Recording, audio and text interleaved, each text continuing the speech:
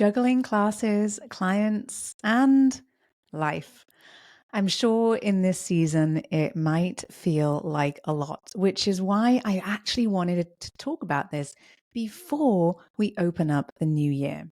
This episode is filled with 6 unique time management practices that are equal parts savvy and self-care focused, so that we can make 2024 your most balanced year yet as a studio business owner. Well, hi there, I'm Seran Glanfield. I'm a business and marketing strategist just for boutique fitness studio owners like you. If you're ready to be inspired and make a bigger impact, you're in the right place. All you need are a few key strategies, the right mindset, and some support along the way. Join me as I share the real-life insights that will help you grow a sustainable and profitable studio. This is the Pilates Business Podcast.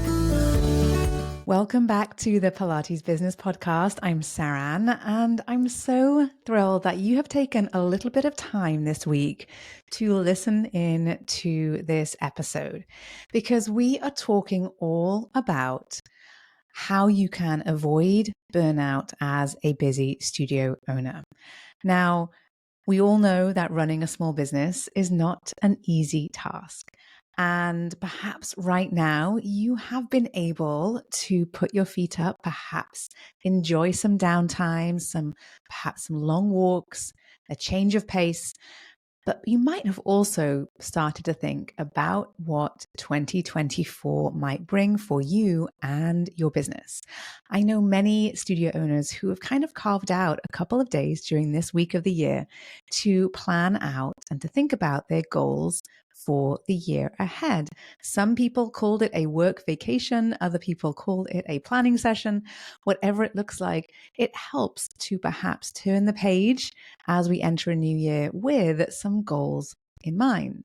And when we've got some goals in mind, we also need to make sure we have planned our time so that we can dedicate the energy and focus necessary for us to get there, right?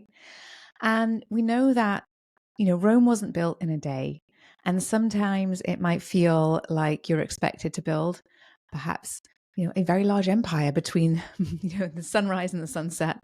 But it's not something that I recommend or something that I encourage. And that's why I spend a lot of time with the studio owners that I work with inside my Thrive group coaching program, talking about business planning and planning your time as well. Because I can throw all of the strategies, tactics, and tools at you, but if you are not able to take the time to implement, then frankly, none of it is any good at all, right? So what does it take to really build a successful business going into 2024? Well, yes, it takes the right strategies. It takes a certain set of skills. Both of those things are what I help my studio owners do and learn inside of Thrive. But it also demands attention and accountability. And these are often the things that get kind of put aside, but are often some of the most important things. Because if you aren't able to give your business a little bit of attention, because perhaps you're being pulled in so many different directions, you might not see the fruits that you are expecting, the fruits of your labor, right? And I don't want you to be burning the candle at both ends. That really is a guaranteed one-way ticket to Burnoutville. So what do we need? What do we need to do in order for us to reach those goals, but have some balance? Well, a lot of it comes down to the way that we spend our time and what we're spending our time doing and where we're putting our focus. And if you feel like you're in a place where perhaps you don't feel like you have a lot of control over what that looks like because you just have to do all the things and you have to get things done, then this episode will really help you, because I'm going to share with you 6 different ways that you can perhaps might help you to sort of manage your time effectively and perhaps bring some awareness to how you could be managing your time or thinking about your time management and perhaps improving it a little bit. That might open up a little bit of free time for you, or perhaps might make you feel a little bit more like you're in the flow. And we talk about things like this all the time. Like I said, inside of Thrive, not only do I talk about strategies, but I do also talk about time management, because for most boutique fitness studio owners that I work with, you are wearing all the hats. And what the most important thing is for you as a business owner is to recognize yourself as perhaps the most important asset your business has. And if you are burnt out and you are stressed out, then you're probably not able to bring your best self into your business. And so it can be really helpful to spend a little bit of time. And sometimes it only requires just like that once a year, or perhaps every 6 months, kind of check in on the way that you are doing things and what you're doing, to sort of think about how you're spending your time and if that is the way that you really want to spend your time. Okay. So if you're someone who wants to kind of steer clear of that burnout, which you probably are, because that's not a place most people want to go, then you might want to spend some time with a little bit of planning. Okay. So let's dive in to some time management strategies that really can help you to avoid that feeling of overwhelm, exhaustion, and burnout that just is not a place you want to go, right? So the first thing is, it's not about doing less, all right? But it's about often doing the things that really truly matter to us. And so the very first thing that I would encourage you to think about is exactly what your priorities are in your business and what your responsibilities are in your business.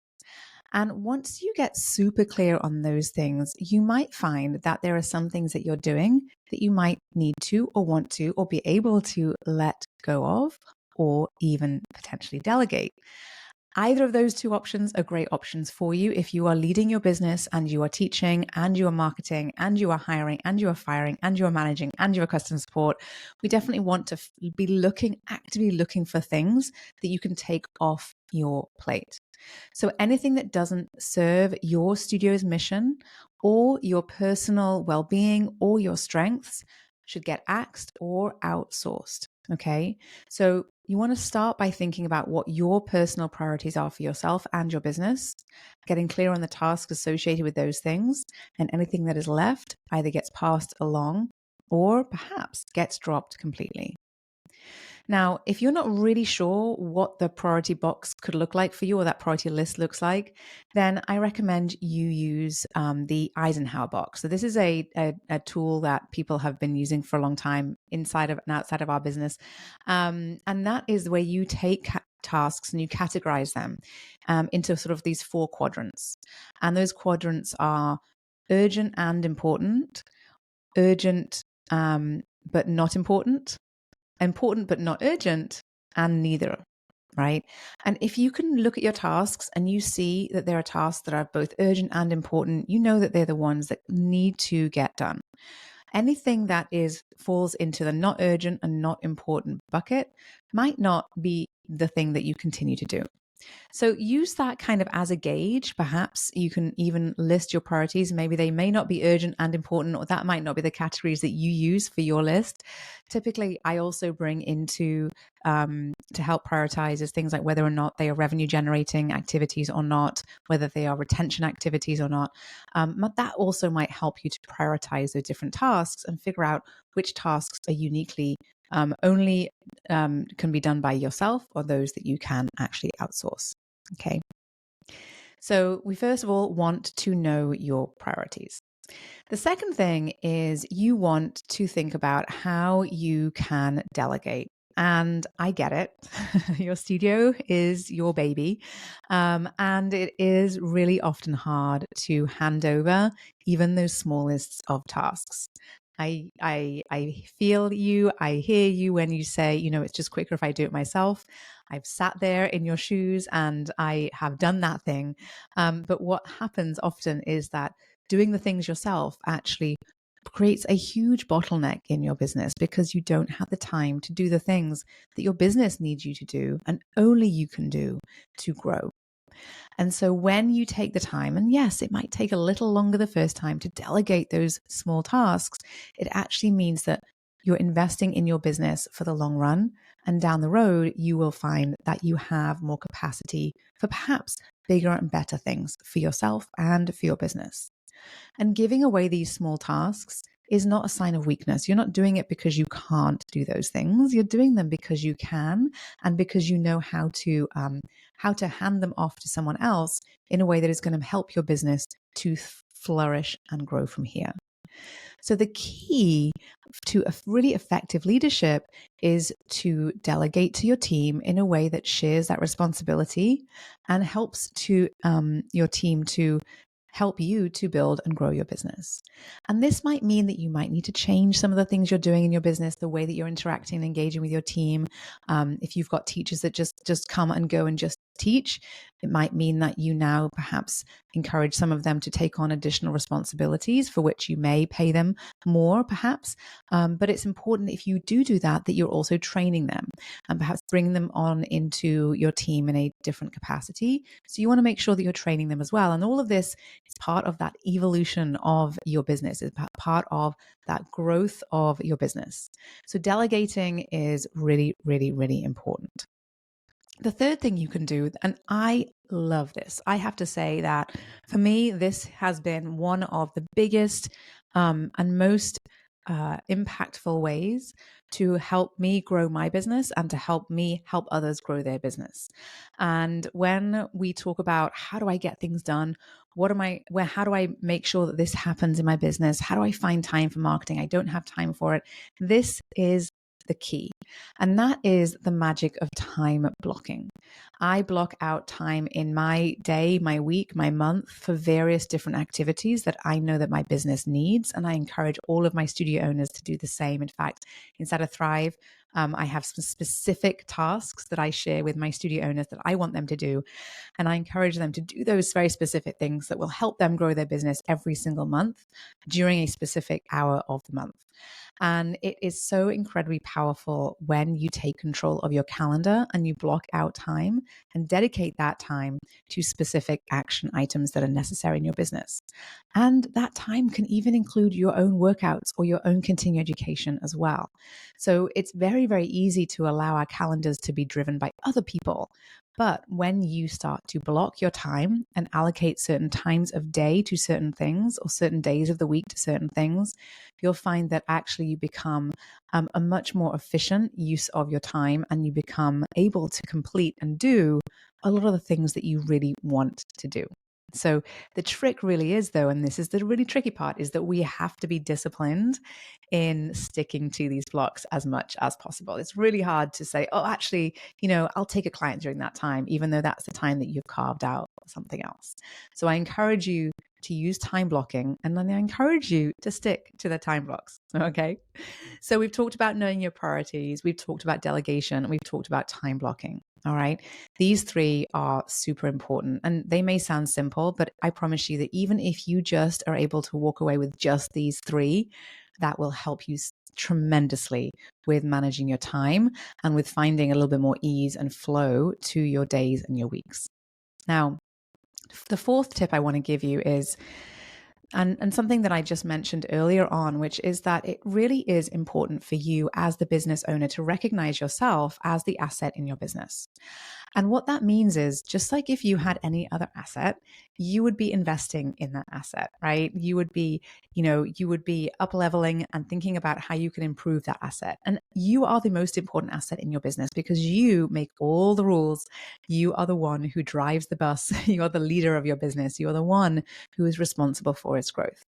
And in order for you to be the best leader that you can be, you need to invest in yourself. You need to invest in your own education, whether that's teaching education, continuing education for the method that you teach, the modalities that you teach, or expanding your knowledge base across into different modalities and different methods, or whether that's investing in leadership or marketing or business education to help your business to grow. Those are two areas that I see most typically studio owners often invest in and see a return on their investment. But the third one that I am such a proponent of is also investing in your own well-being and self-care. Taking time for yourself is not a luxury. It is a necessity, 100%. Whether it is a quick meditation session, a short walk, an afternoon off, these types of activities, whatever energizes you or rejuvenates you, has to be a non-negotiable part of your schedule. Like I mentioned when we talked about time blocking, it really is very easy to slot in the extra client, to cover that extra class, to work that Saturday and that Sunday. And before you know it, you've been working every day for the last 15 days. And guess what happens? You're tired. You show up, you're frustrated, you don't have compassion or patience. And that all feeds into the energy in your studio. And I don't want that for you. And I don't want that for your clients. And I don't want that for your teachers. I want you to be able to show up as your best self, as the leader of your business, as someone who has the energy to take your business forward. And that requires you to spend some time investing in yourself. And that looks like taking time for yourself and in doing things that energize you and investing in your skills in the areas that you know will benefit you the most. Okay. So self-care isn't selfish. It is absolutely a necessity. And I highly recommend. So a quick tip from me to you is to take some time whenever you find yourself, perhaps if you're working on the computer or you are doing something that is challenging for you, take some time and set a timer. Instead of just sitting down and going for it, set a timer and every 20 minutes, get up, look out the window, step away from the screen for at least a minute, okay? And you can go back immediately into it, but look away often and give your brain and your eyes a little bit of a break. It really does help to keep you focused and energized for much longer. And this is really especially critical if you find yourself spending a lot of time looking at your phone to reschedule and replying to emails and sending messages, as we often are. It's really important to make sure that you're not draining yourself during that time, okay? So we definitely want to make sure we're taking care of ourselves and investing in ourselves. Now, switching gears a little bit, we've seen a tremendous amount of growth in the software available to the industry to help operations be more and more seamless. From social media management to accounting to booking to promotions to getting reviews. There truly is an app for pretty much everything these days, right? And now we haven't even touched on, ChatGPT and AI.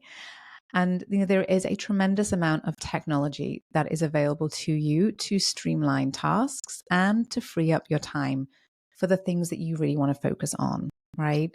So whether that is Asana for project management or Walla or Moments or Mindbody for studio scheduling, these tools can open up a lot of opportunity for you to be better able to communicate with your team, to streamline the onboarding of new clients, to improve retention, to better manage your time and the time of your team, to make sure everything that you want to get done in your studio gets done. There are tools out there that can help you. So you're not walking around with that endless to-do list sitting in your head or on your shoulders, right? And weighing you down. So, and I really do encourage you to embrace technology that is out there. If you don't use a project management tool, that is what I would say for anyone who is running a studio, even if you are a solo operator, to have a project management tool. There will be tasks that you need to do on repeat. There'll be tasks that you will want to break down into smaller tasks and set milestones. And so I really do encourage you to embrace technology and to use it as much as possible. As your business grows, it will be necessary for you to utilize more and more software and more technology. And I can only imagine where we will be even just 12 months from now with the software that will be available to us. So now is the time to hop on. If you go to the resources section of my website, spring3.com/resources, you will find that I have a list of different of my favorite options available to you. And so please check that out if you're looking for some ideas. The final thing I want to share with you, and I think this is something that we could all use a little reminder of every now and again, myself included, and that is we want to learn how to say no, but say no nicely. I find I know that you experience this every single day in your studio with the clients that walk out the studio and never come back, and you might follow up with them, and you might say, invite them back in. You might offer them a promotion to do that. You might offer them an incentive to do that. And they still you don't get anything back. You don't get nothing back. And it is so incredibly frustrating. And I know that you feel that too.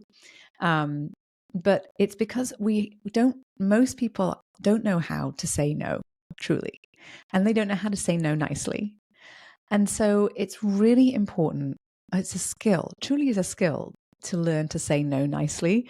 And it's really important that you learn how to say no nicely, because that is how you're going to be able to say no to that client that says, hey, can I come in and train with you on Saturday morning at 7 a.m.? And you're going to think to yourself, absolutely not. That's my Saturday morning. But you might just find yourself nodding your head and saying yes.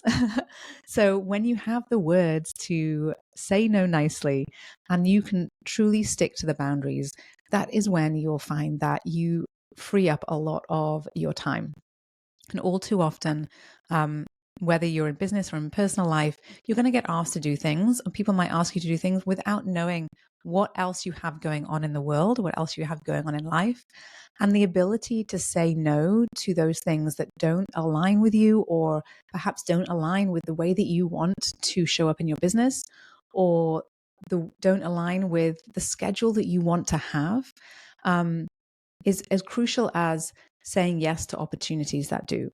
So it's really important to stick to your boundaries and to learn to say no. And like I said, it is a skill that you develop. And once you have mastered that skill, because you have to practice it and you have to practice saying no to be able to have the skill of saying no, you'll find that you have the opportunity to say yes to the things that actually truly do excite you more often. So be selective with your commitments. Please, please, please hold true to the boundaries that you have set for yourself. And as we head into 2024, one of the most important things that I encourage you to do is to think about what you want to do and what you do not want to be doing in 2024. And you stick to those boundaries like nothing else. So there you have it. I know that contrary to perhaps some popular belief out there, busy doesn't mean better. In fact, and burnout is not a badge of honor at all. It is actually a bit of a red flag that you're possibly mismanaging one of the most valuable assets, that is you and your time.